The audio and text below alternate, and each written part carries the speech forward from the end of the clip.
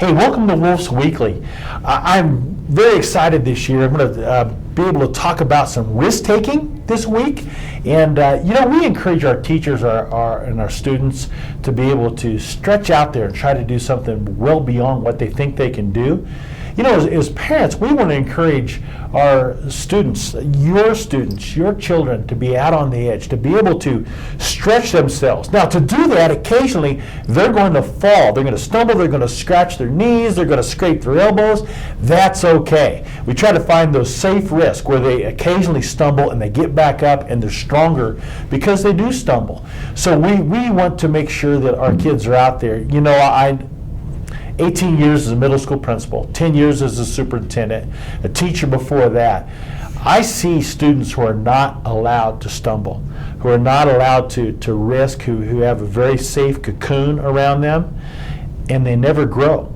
The only way you can grow is through adversity.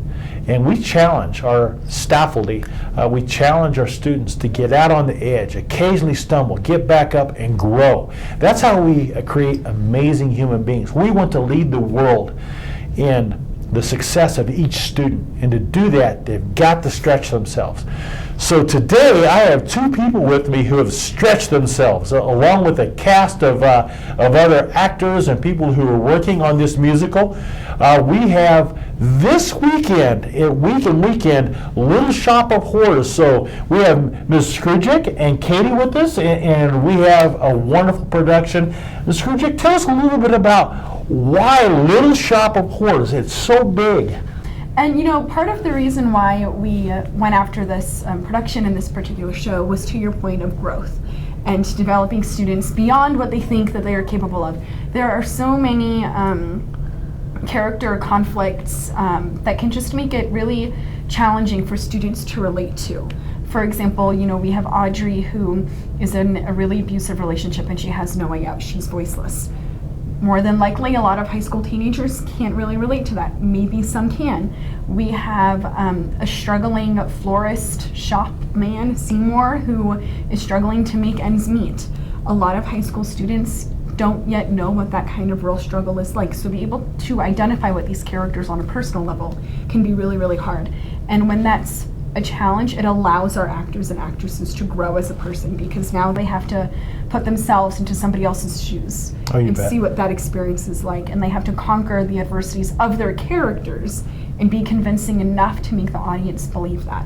And that takes a lot of personal skill and will, just basic determination, which sounds easy, but I'm sure, as Katie can speak to, is a lot more challenging on the actual level of things. You met Katie, and Katie's been in many of our productions and has taken on the role of Audrey. Not an easy role. Hey, tell us a little bit about your experience in drama and musicals here at Woodland Park, and about why Audrey and how you're doing with that. Well, I've been doing drama now for the last maybe 6 years, because I actually joined this middle school's forensics team when I was in 7th grade. So that's when I really started to learn about acting and the whole art of it. And I actually really started to like it. So once I got to high school, I was ecstatic to try out for the musicals and the plays.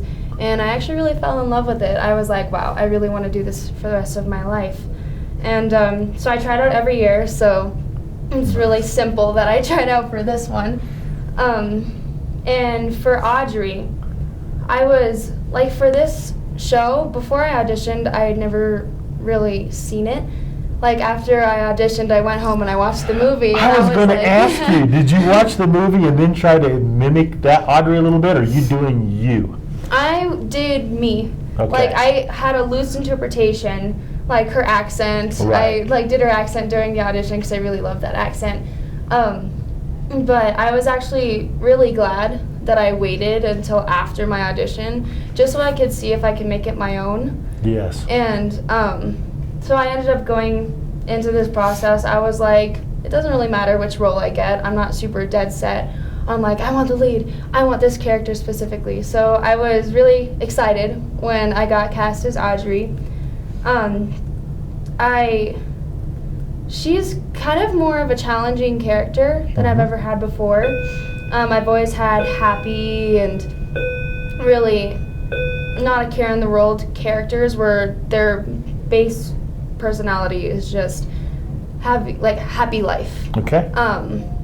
But with Audrey, she has to put on this mask every day throughout the first act that she's happy because she's, like you said, going through this abusive relationship where she has no way out and she doesn't have a voice and she really doesn't know what to do. So I had to figure out how to make it seem like she's happy, talking to the characters. I would always put on that smile, and then as soon as the characters would turn away and I would turn away, I would try to play with my emotions and try to do a little bit of a half smile and try to make it seem like I was going through some internal struggles. Well, but that's great, and to be able to have that inner monologue happening and see, it'll be interesting for me watching beat to beat how you work that, and it'll be a lot of fun. I'm looking forward to hitting Little Shop of Horrors. So get out, watch this. It's going to be amazing. It's going to be big. It's going to be great, and I'm going to sing along with every song. Hey, thank you for tuning in to